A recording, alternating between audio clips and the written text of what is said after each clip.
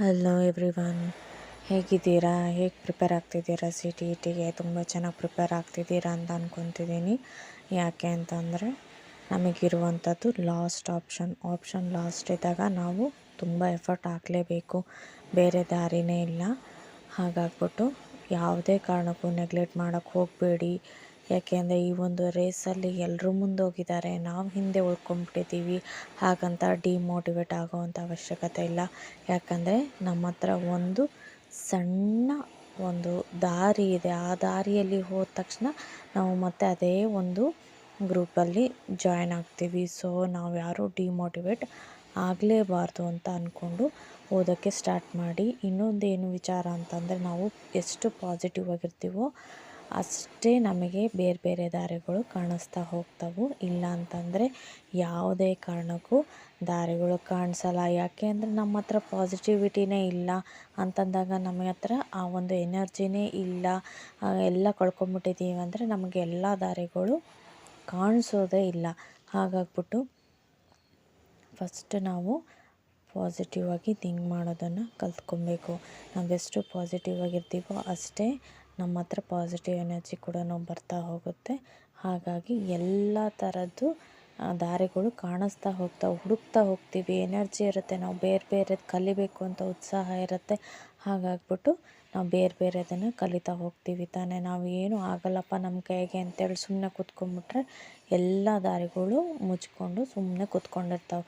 ಹಾಗಾಗ್ಬಿಟ್ಟು ದಯವಿಟ್ಟು ಎಲ್ಲರೂ ಡಿಮೋಟಿವೇಟ್ ಆಗದೇ ಚೆನ್ನಾಗಿ ಮೋಟಿವೇಶನಿಂದ ಓದೋದನ್ನು ಪ್ರಾಕ್ಟೀಸ್ ಮಾಡೋಣ.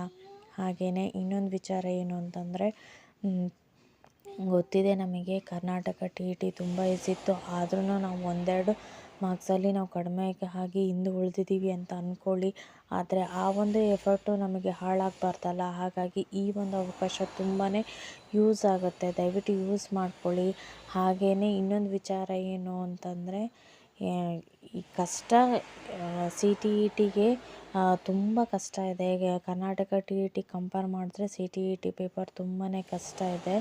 ಆ ಕಷ್ಟನ ನಾವು ಏನು ಮಾಡಬೇಕು ಅಂತಂದರೆ ಪ್ರಾಕ್ಟೀಸ್ ಮಾಡಿ ಮಾತ್ರ ಈಸಿ ಲೆವೆಲಿಗೆ ತಂದ್ಕೊಳ್ಳೋಕ್ಕೆ ಸಾಧ್ಯ ಆಗುತ್ತೆ. ಹಾಗಾಗ್ಬಿಟ್ಟು ಆದಷ್ಟು ನಿಮ್ಗೆ ಯಾರ್ದು ವೀಡಿಯೋ ಫಾಲೋ ಮಾಡ್ತಾ ಇರ್ತೀರಲ್ವ ನೀವು ಯೂಟ್ಯೂಬಲ್ಲಿ, ಅವ್ರ ಹತ್ರ ನೀವು ಗೈಡೆನ್ಸ್ ತೊಗೊಂಡು ನಾನು ಯಾವ ಥರ CTETನ ಟ್ರ್ಯಾಕ್ ಮಾಡೋಕ್ಕಾಗುತ್ತೆ ಅನ್ನೋದನ್ನು ನೀವು ಗೈಡೆನ್ಸ್ ತೊಗೊಂಡು, ಅವ್ರದ್ದು ನೋಟ್ಸ್ ಆಗಲಿ, ಇವಾಗ ತುಂಬ ಪೇಯ್ಡ್ ಯೂಟ್ಯೂಬರ್ಸ್ ಎಲ್ಲ PDF ಎಲ್ಲ ಕೊಡ್ತಾ ಇರ್ತಾರೆ, ಅವ್ರದ್ದು ನೀವು ನೋಟ್ಸ್ ಇಸ್ಕೊಂಡು ಡಬಲ್ ಟೈಮ್ಸ್ ನೀವು ಅದನ್ನು ರೀಕಾಲ್ ಮಾಡಿಕೊಂಡು ಬರೆದು ಒಂದು ಕಡೆಗೆ ಪ್ರಾಕ್ಟೀಸ್ ಮಾಡೋದು ಒಳ್ಳೆಯದು ಅಂತ ನನಗನ್ಸುತ್ತೆ. ಆಮೇಲೆ ನನ್ನ ವಿಚಾರಕ್ಕೆ ಬಂದರೆ, ನಾನು ಆಲ್ಮೋಸ್ಟ್ ನಾನು ಟೆಕ್ಸ್ಟ್ ಬುಕ್ಸನ್ನೇ ತುಂಬ ರೆಫರ್ ಮಾಡೋದು. ನಾನು ಯಾವುದೇ ಥರದ್ದು ಪರ್ಟಿಕ್ಯುಲರ್ ಆಗಿ ಕ್ಲಾಸಸನ್ನು ನೋಡೋಲ್ಲ. ನನಗೇನಾದ್ರು ಡೌಟ್ಸ್ ಇತ್ತು ಅಂದರೆ ಮಾತ್ರ ನಾನು ಕ್ಲಾಸಸನ್ನು ನೋಡ್ತೀನಿ. ಯಾಕೆಂದರೆ ನನಗೆ ಓದೋಕ್ಕೆ ಟೈಮ್ ಸಿಕ್ಕೋದೇ ಕಮ್ಮಿ ಆಗ್ಬಿಟ್ಟಿದೆ. ಈಗ ಮನೆಯಲ್ಲಿ ತುಂಬ ಕೆಲಸ ಇರೋದರಿಂದ ನನಗೆ ಟೈಮ್ ಸಿಗೋದೇ ಇಲ್ಲ.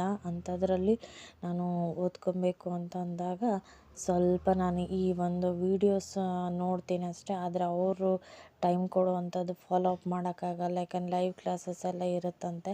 ಆ ಕ್ಲಾಸಸ್ಸಿಗೆ ಕೂತ್ಕೊಬೇಕು ಅಂತಂದಾಗ ನಮ್ಮ ಮನೆ ಎನ್ವಿರಾನ್ಮೆಂಟಿಗೆ ನನಗೆ ಸರಿ ಹೋಗಲ್ಲ. ಹಾಗಾಗ್ಬಿಟ್ಟು ನಾನು ಆ ಒಂದು ಲೈವ್ ಕ್ಲಾಸಸ್ಸಿಗೆಲ್ಲ ಜಾಯ್ನ್ ಆಗೋಕ್ಕೆ ಹೋಗಲ್ಲ. ಆಲ್ಮೋಸ್ಟ್ ನಾನು ಟೆಕ್ಸ್ಟ್ ಬುಕ್ ಮೇಲೆ ಡಿಪೆಂಡ್ ಆಗಿರೋದ್ರಿಂದ ನಾನು ಟೆಕ್ಸ್ಟ್ ಬುಕ್ಸೇ ಜಾಸ್ತಿ ಓದೋದು. ಬೇರೆ ನನಗೆ ವೀಡಿಯೋಸ್ ಆಗಲಿ ಇದ್ರ ಮೇಲೆ ಕ್ಲಾಸಸ್ ಆಗಲಿ ತೊಗೊಳಕ್ಕೆ ಸಾಧ್ಯ ಆಗ್ತಾಯಿಲ್ಲ ಈಗಿರುವಂಥ ಕಂಡೀಷನಲ್ಲಿ. ಹಾಗಾಗ್ಬಿಟ್ಟು ನಾನು ಅದ್ರ ಕಡೆ ಎಲ್ಲ ಗಮನ ಕೊಡೋಕ್ಕೆ ಹೋಗಲ್ಲ. ನನ್ನ ಕೈಗೆ ಆಗಲ್ಲ ಅಂದಾಗ ನಾನು ಅದ್ರ ಬಗ್ಗೆ ಚಿಂತೆ ಮಾಡೋದು ವೇಸ್ಟು ಅಂತ ನನ್ನ ಭಾವನೆ. ಸೊ ಹಾಗಾಗಿ ನಾನು ಅದನ್ನು ಬಿಟ್ಬಿಡ್ತೀನಿ. ಅದು ನನ್ನ ಕೈಗೆ ಸಾಧ್ಯ ಇಲ್ಲ. ನಿಮಗೆ ಯಾರಿಗಾದರೂ ಆ ಥರ ಅವಕಾಶ ಇತ್ತು ಅಂತಂದರೆ ದಯವಿಟ್ಟು ಯೂಸ್ ಮಾಡ್ಕೊಳ್ಳಿ, ತುಂಬಾ ಯೂಸ್ ಆಗುತ್ತೆ. ಅದರಿಂದ ದಯವಿಟ್ಟು ಅವ್ರದ್ದು ಲೈವ್ ಕ್ಲಾಸಸ್ ಎಲ್ಲ ಇದ್ದಾಗ ಜಾಯ್ನ್ ಆಗಿಬಿಟ್ಟು ನೀವು ಪ್ರಾಕ್ಟೀಸ್ ಮಾಡ್ಕೊಳ್ಳಿ. ಬಟ್ ನನಗೆ ಅವಕಾಶ ಇಲ್ಲ, ನಾನಂತೂ ಹಿಂದಕ್ಕೆ ಸರಿತಾ ಇದ್ದೀನಿ. ಅದ್ರ ಬಗ್ಗೆ ನಾನು ಚಿಂತೆ ಜಾಸ್ತಿ ಮಾಡೋಕ್ಕೆ ಹೋಗಲ್ಲ. ಇವಾಗ ನನ್ನ ಕೈಗೆ ಏನೇನು ಅಸಾಧ್ಯ ಆಗುತ್ತೋ ನಾನು ಅದನ್ನು ಮಾಡ್ತೀನಿ. ಅದು ಬಿಟ್ಟು ಸಾಧ್ಯ ಆಗದ ಕಡೆಗೆ ನಾನು ಅದ್ರ ಬಗ್ಗೆ ಚಿಂತೆ ಮಾಡೋ ಅವಶ್ಯಕತೆ ನನಗಿಲ್ಲ ಅಂತ ನನ್ನ ಭಾವನೆ.